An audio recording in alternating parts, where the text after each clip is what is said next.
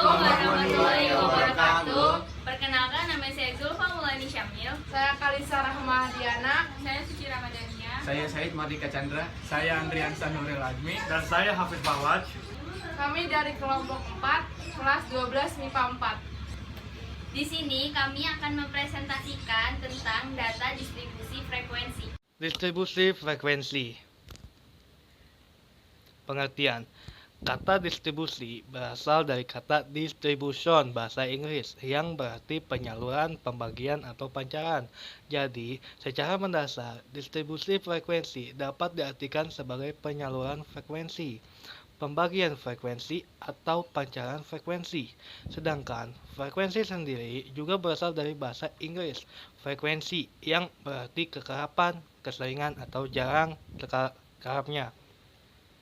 Dalam statistika, frekuensi berarti seberapa kali suatu variabel yang dilambangkan dengan angka atau bilangan berulang kali dalam deretan data angka tersebut.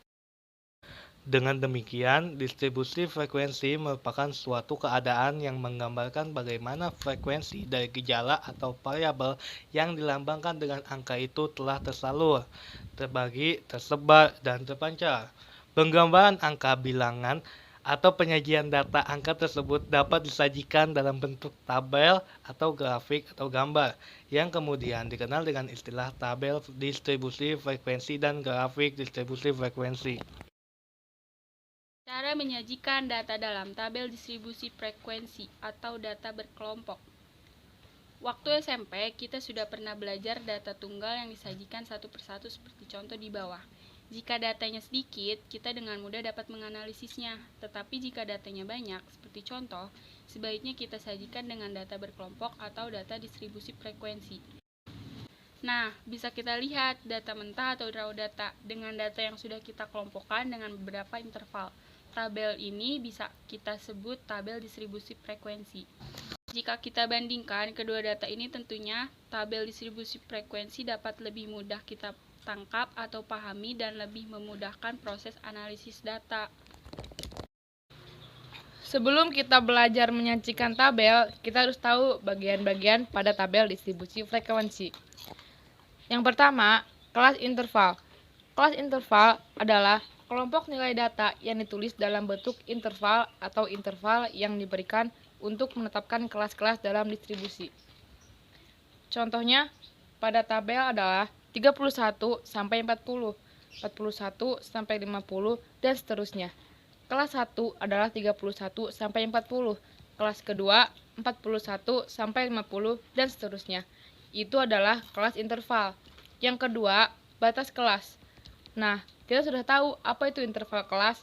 Sekarang, apa itu batas kelas? Batas kelas dibagi menjadi dua, yaitu batas bawah dan batas atas. Batas bawah adalah batas ujung bawah pada suatu kelas. Batas atas adalah ujung atas pada suatu kelas. Contohnya dalam kelas 1, maka batas bawah adalah 31 dan batas atas adalah 40. Pada kelas 3, batas bawah adalah 51 dan batas atas adalah 60. Nomor 3, tepi kelas.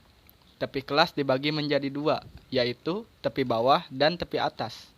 Tepi bawah adalah batas bawah dikurangi ketelitian data, dan tepi atas adalah batas atas ditambah ketelitian data.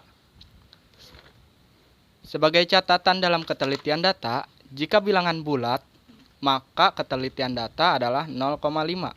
Dan jika data memuat satu tempat desimal, maka ketelitian data adalah 0,05.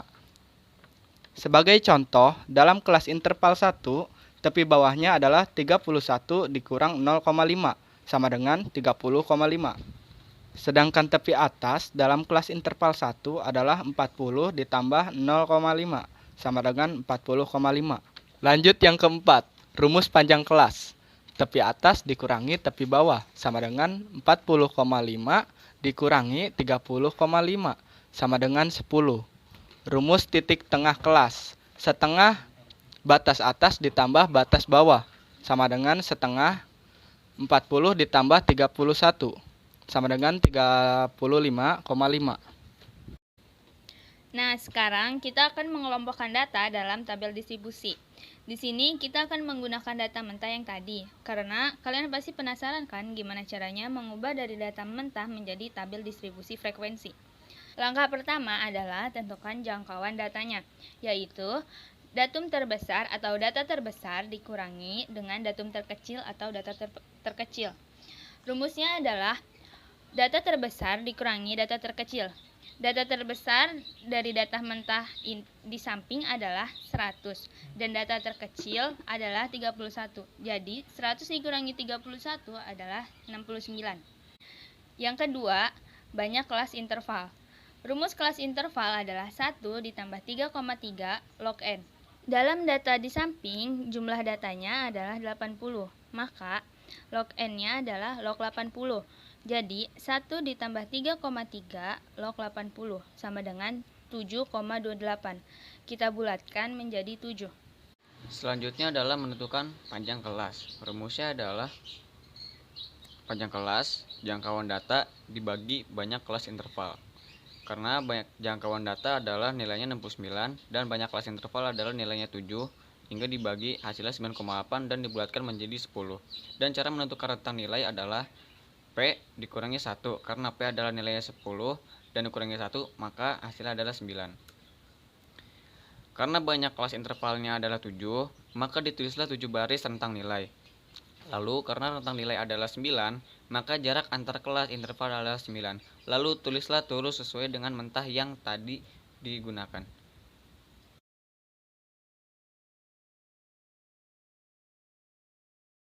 Sekian dari penjelasan kami. Mohon maaf jika ada kesalahan kata. Wassalamualaikum Warahmatullahi wabarakatuh.